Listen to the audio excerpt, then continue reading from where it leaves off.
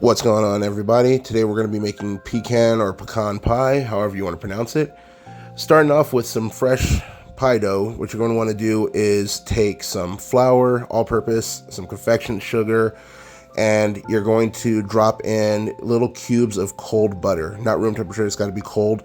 And once the butter gets down to about pea-sized consistencies, what you're going to want to do is take and start streaming in ice cold water.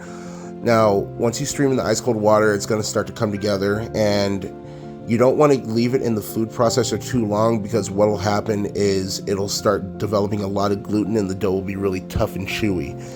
So once you get it to consistency, like, go ahead and take it out, put it in a bowl, and you're going to start kneading it, but you just add a little flour as you need. What you're looking for is the dough not to stick to your fingers. So as we're kneading it, I'm just rolling it out, kneading it, rolling and kneading, rolling and kneading. And as soon as it gets to the right consistency, go ahead and pop that in the fridge for about 20 to 30 minutes. Just let it rest. And once it's rested, go ahead and roll out your pie dough. I made 4 pies, so I split this into 4 different little sections. Now, while you're rolling the pie dough out, it's really important you get it about 1/4 of an inch thick. If it's too thick, it's going to come out like a biscuit consistency, which is what you don't want. If it's too thin, it'll literally seep through, and the filling just becomes a part of the pie dough, which is, I mean, it's not a bad thing, but it's not the best either. Now, there's 2 things you can do with your pie dough. You can pre-bake it, which a lot of people like to do, and if you do that, you're just going to throw a sheet of aluminum foil or parchment paper on the top and some pie weights or beans, and I'll show you how to do that in a second. But what I did was I just threw some aluminum foil on top, put them in the refrigerator while I did my filling. So as you see, I smooth it out, remove the excess, and right here you see I put the beans in, and this is what you would do if you were going to bake it. I don't pre-bake the pie crust, but this just give you an idea of what you would do. Now, go ahead and start with the filling. Use eggs, brown sugar, vanilla extract, and you're just going to start whisking this. Add some corn syrup, and use light corn syrup. Dark brown corn syrup is going to make the pie filling extremely dark. You have a lot of dark ingredients going in here already. You're also going to add some maple syrup, molasses in here, and once all that's incorporated, the very last thing you're going to add is some melted butter. Not hot butter, but just room temperature melted butter. And you want to whisk this in really well, and as soon as this is ready to go, you're going to pour it straight into the pie pans after you add the almonds. So go ahead and take the pie pans out. You see I crimped the sides just to give it a little decorative look. Go ahead and add some chopped almonds. What I did was I took almond halves and just kind of like crunched a bunch of them up. You can chop them up finer or leave them whole, however you want your pie, that's fine. Go ahead and pour the filling right into the pie, and you're going to bake this at 350 degrees for about 45 to 50 minutes until the center sets.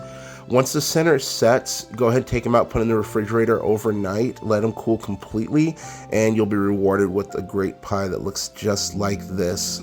It's amazing, it's nice and airy, it's sweet, it's savory from the nuts, and you have that buttery, flaky crust, and you see it holds together well in the middle, and you see the pie crust is even and uniform throughout the bottom. So you don't have to pre-bake your pie crust, guys. It's just a little example of not baking, and it still comes out really well.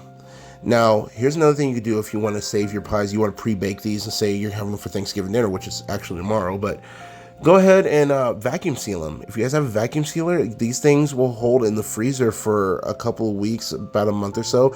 You take the air out, and that's going to prevent frostbite. Don't over vacuum it. What you want to do is just enough so the air is pulled out, and then you're good to go. Go ahead and seal it. And these pies I'm sealing because I'm taking them to work tomorrow. And thank you guys, and here's a little word from me. Hey guys, thanks again for watching another episode of Okay Let's Cook. This is going to be the last of the Thanksgiving variant videos. I did plan to have a turkey one out, but some of the footage from last year was deleted, so I'll get that one out to you guys sooner or later. The pies I cooked today, got them boxed up here. They're actually going to my job. We have a potluck, so as I was saying in the video, see these things, You vacuum seal them, keep them in the refrigerator. They stay forever and a day. These things are great. But thank you guys so much for watching. Thanks for sticking around for as long as you guys have. And what I want to do is I want to start getting you guys a little more involved in the videos. So if you guys could comment below what you guys want me to cook next. I do these videos one at a time. I don't have a bunch of videos backlogged, even though that's what I originally wanted to do. I'm doing these on a week-by-week basis. So today is the day before Thanksgiving. I started making these pies last night, and they're going to be eaten tomorrow.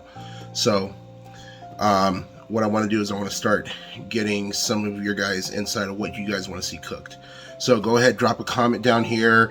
Go to jacksonfamilyfoods.com. Send me a message there. Email me at jacksonfamilyfoods@gmail.com. The TikTok, Jackson Family Foods, Facebook, Jackson Family Foods, Instagram, all over the place. But thank you guys so much for taking the time to watch the video, and look forward to hearing from you guys. And I'm gonna put this on TikTok as well, and we'll see what we do for next week's video. It's going to be next week's going to be a viewer's choice video for the first Christmas video. All right, thanks guys. See you soon.